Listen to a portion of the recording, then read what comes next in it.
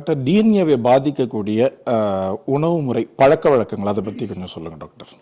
பொதுவாக நம்ம ஏராளமான கெமிக்கல்ஸை ஒரு நாளைக்கு பயன்படுத்துகிறோம். நம்ம போடுற ஷாம்புலேருந்து பல் தேய்க்கிற பேஸ்ட்லேருந்து ஒரு நாளைக்கு 3000 கெமிக்கல்ஸை பயன்படுத்துகிறோம். இவை எல்லாமே நம்ம பாடியில் இருக்க டிஎன்ஏ பாதிக்கக்கூடியவை. முடிஞ்ச அளவுக்கு கெமிக்கல்ஸை கம்மி பண்ணுங்கள்.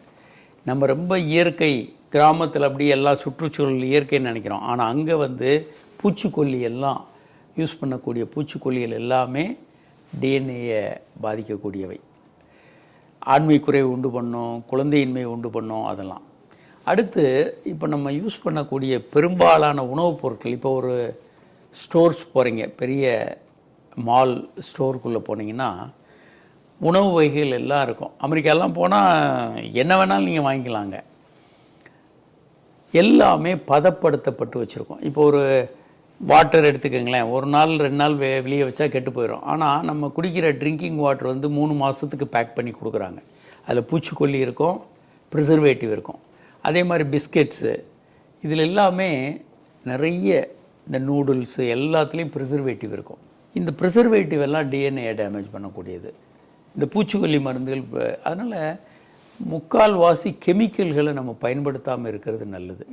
காய்கறி பழங்கள் வாங்கினாலும் வீட்டில் நல்லா கழுவி அதில் இருக்கக்கூடிய பூச்சிக்கொல்லிகளை நல்லா கழுவிட்டு பயன்படுத்தணும். அதன் மூலம் நமக்கு எவ்வளவு கெமிக்கல்களை ஒரு நாளைக்கு நம்ம கம்மியாக யூஸ் பண்ணுறோமோ அந்த அளவுக்கு நல்லது. கடைகளில் நிறைய ஃபுட்டை வாங்கி இல்லாமல் வீட்டில் சமைச்சு சாப்பிட்றது, குறைந்த கெமிக்கல்ஸை மினிமமாக யூஸ் பண்ணுறது நல்லது. நம்மளை டிஎன்ஏ பாதுகாப்பு. அதாவது இன்றைய தலைமுறையினருக்கு ஒரு சிலருக்கு மலட்டுத்தன்மை ஏற்படுவதற்கு இது போன்ற கெமிக்கல்ஸும் ஒரு காரணங்களோட முக்கியமான காரணம். கிராமங்களில் பூச்சிக்கொல்லி மருந்து முக்கியமான காரணம். மலட்டுத்தன்மை, ஆண்மை குறைவு முக்கியமான காரணம். அதே மாதிரி இந்த கெமிக்கல்ஸ் எல்லாம் இங்கே ஆயத்தாளமேட் எல்லாம் சில மருந்துகள் இருக்குது, ப்ரிசர்வேட்டிவ்.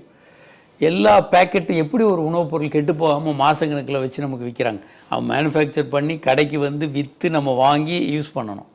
அவ்வளோ நாள் எப்படி ஒரு உணவுப் பொருள் கெட்டு போகாமல் இருக்குது? அப்போது அதில் ப்ரிசர்வேட்டிவ் இருக்குது. ஸோ நம்ம ப்ரிசர்வேட்டிவ் யூஸ் பண்ணுறதை நம்ம இயல்பாக எடுத்துக்கிட்டோம். இப்போது அது எல்லாமே ஹார்ம்ஃபுல் தான். அதனால் ஃப்ரெஷ்ஷான பொருட்களை, அதுவும் பூச்சிக்கொல்லி இல்லாமல் நல்லா வாஷ் பண்ணிவிட்டு எடுத்துக்கிறது, நாம் சமைத்து சாப்பிட்றது ரொம்ப நல்லது. அப்படி இல்லாமல் ப்ரிசர்வேட்டிவ் நிறைய சேர்க்கறது, நம்ம கெமிக்கல் நிறைய யூஸ் பண்ணுறது நம்ம பாடியில் எல்லாமே ஆபத்து தான். நல்லதுங்க டாக்டர். டாக்டர், இப்போ நம்முடைய நேயர்களுக்காக ஆரோக்கியமான ஒரு வாழ்க்கையை எல்லாரும் அமைச்சிக்கணும் அப்படின்னா நீங்கள் சொல்லக்கூடிய அறிவுரை என்னங்க டாக்டர்? ஒரு 10 விஷயங்கள் நம்ம எடுத்துக்கலாம். ABCDEFன்னு நான் சொல்கிறேன், ஈஸியாக ஞாபகம் வச்சுக்கலாம். abstain from alcohol and smoking. இது ரொம்ப கெமிக்கல் எடுத்துக்கிறோம். ஆல்கஹால் தேவையில்லாத ஒரு விஷயம், ஸ்மோக்கிங். இது ரெண்டையும் நம்ம பக்கத்திலே போகக்கூடாது. BMI, நம்ம வெயிட் நார்மல் வெயிட்டில் இருக்கணும். வெயிட் அதிகமாக இருக்கிறது பல்வேறு நோய்களுக்கு காரணம். பிபி, சுகரு, நிறைய கொஞ்சம் வயதும் குறைஞ்சி போயிடும், நம்ம இயலியாக இறந்து போகிறதுக்கு வாய்ப்பு இருக்குது. இன்கேஸ் சர்க்கரை, பிபி, கொலஸ்ட்ரால் இந்த மாதிரி பிரச்சனைகள் இருந்தால் அதை கட்டுக்குள்ளே வச்சுக்கோங்க. சர்க்கரைக்கெல்லாம் நான் மாத்திரை சாப்பிட்றது இல்லைன்னு சொல்கிறது இப்போ ரொம்ப ஃபேஷன் ஆகிடுச்சு. போலி மருத்துவர்கள் நிறைய பண்ணுறாங்க. சர்க்கரைன்னு இருந்தால், பிபின்னு இருந்தால் கண்டிப்பாக மருந்துகள் சாப்பிட்டு அதை நல்ல கண்ட்ரோலில் வச்சுக்கோங்க. அல்லது சர்க்கரை இல்லாத உணவுகளை சாப்பிடுங்க. இதில் நீங்கள் ஒரு சயின்டிஸ்ட்டுக்கு உங்களுக்கு அறிவுரை சொல்லணும், நீங்களே ஒரு விஞ்ஞானியாகி செய்யாதீங்க. கண்ட்ரோல், ஏதாவது ப்ராப்ளம் இருந்தால் அதை கண்ட்ரோல் பண்ணிக்கோங்க. டயட், நல்ல காய்கறிகள், பழங்கள் வீட்டில் சமையல் பண்ணி சாப்பிடுங்க. ப்ரிசர்வேட்டிவ் இல்லாத உணவுகளை எடுத்துக்கோங்க. எக்ஸசைஸ், ஒரு நாளைக்கு 10,000 ஸ்டெப்ஸ் நடக்கணும். இளைஞர்களாக இருந்தால், வயதானவர்களாக இருந்தால் 6,000 ஸ்டெப்ஸாவது நடக்கணும். அல்லது உங்களுக்கு சைக்கிளிங், ஸ்விம்மிங், உங்களுக்கு என்ன எக்ஸசைஸ் முடியுமோ அந்த எக்ஸசைஸ் பண்ணுங்கள். ஃப்ரீக்வன்சி ஆஃப் செக்ஸ், வாரத்துக்கு 3 முறை அல்லது 4 முறை செக்ஸ் வச்சுக்கோங்க. Sex a day keeps doctors and lawyers away. Sex ஃப்ரீக்வெண்ட்டாக பண்ணுறது உடலுக்கும் மனதுக்கும் நல்லது, விவாகரத்தும் தவிர்க்க முடியும். ஜி வந்து க்ரீன் டீ. க்ரீன் டீ நல்லது. ஒரு நாளைக்கு 1 முறை 2 முறை கண்டிப்பாக க்ரீன் டீ எடுத்துக்கோங்க. அதனுடைய அட்வான்டேஜ் நிறைய சொல்கிறாங்க, க்ரீன் டீ எடுத்துக்கோங்க. ஹெச் வந்து ஹாப்பினஸ், மனதை சந்தோஷமாக வச்சுக்கோங்க. அது ரொம்ப ரொம்ப முக்கியம். பழைய விஷயங்கள், அதே மாதிரி எதிர்காலத்தை பற்றிய கவலைகள் இதெல்லாம் ஓரளவுக்கு ஒதுக்கிட்டு ஓரளவுக்கு சந்தோஷமாக இருக்கிறது ரொம்ப ரொம்ப முக்கியம். இது பல நோய்களை தவிர்க்கும். சர்க்கரை பிபி வர்றதுக்கு முக்கியமான விஷயம் கவலைகள் தான். அது ஒன்று ஹாப்பினஸ். அடுத்து வந்து ஐ வந்து இன்சோமினியா, தூக்கம் இல்லாமல் இருக்கக்கூடாது. ஒரு 6 மணிலேருந்து 8 மணி நேரம் நல்ல தூக்கம் வந்து இம்பார்ட்டண்ட்டு.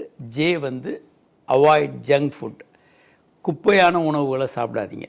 அது நிறைய ப்ரிசர்வேட்டிவ் இருக்கும், கொழுப்பு, தேவையில்லாத சத்து இல்லாத உணவுகள் இருக்கும். நம்ம கூல் ட்ரிங்க்ஸ், பாட்டில் ட்ரிங்க்ஸ் நிறைய வாங்கி குடிக்கிறோம். இப்போ அதெல்லாம் ஃபேஷன் ஆகிடுச்சு. அதே மாதிரி தேவையில்லாத குப்பை உணவுகளை நிறைய சேர்த்துக்கிறோம். அதெல்லாம் அவாய்ட் பண்ணுறது நல்லது. இது இந்த 10 விஷயங்களை நம்ம ஃபாலோ பண்ணாலே ஒரு 100 வருடங்கள் சந்தோஷமாக வாழ முடியும். டாக்டர், உங்களை பற்றி குறிப்பிடணும்னா தமிழ்நாட்டிற்கு குறிப்பாக ஆண்களுக்கு கிடைத்த ஒரு பெரும் அசட் நீங்கள் சொத்துன்னு தான் சொல்லணும். இது வந்து எங்களுக்கு ரொம்ப மகிழ்ச்சியான ஒரு விஷயம். இவ்வளவு நேரம் எங்களுடைய மருத்துவ சந்தேகங்களுக்கு மிக தெளிவாக, பொறுமையாகவும் புரியும்படியும் விளக்கம் அளித்து நிகழ்ச்சியை சிறப்பித்தீர்கள். அதற்காக நேயர்களின் சார்பாகவும் எங்களுடைய பிக் மவுண்ட் டிவியின் டாக்டர்ஸ் வியூ நிகழ்ச்சி ஊழியர்களின் சார்பாகவும் மனமார்ந்த நன்றிகளையும் வாழ்த்துக்களையும் தெரிவிச்சுக்கிறோம். நன்றி. வணக்கம் டாக்டர். நேயர்களே, மீண்டும் ஒரு சிறப்பு மருத்துவரோடு உங்கள் பிக் மவுண்ட் டிவியின் டாக்டர்ஸ் வியூ நிகழ்ச்சியில் சந்திக்கின்றோம். நன்றி, வணக்கம்.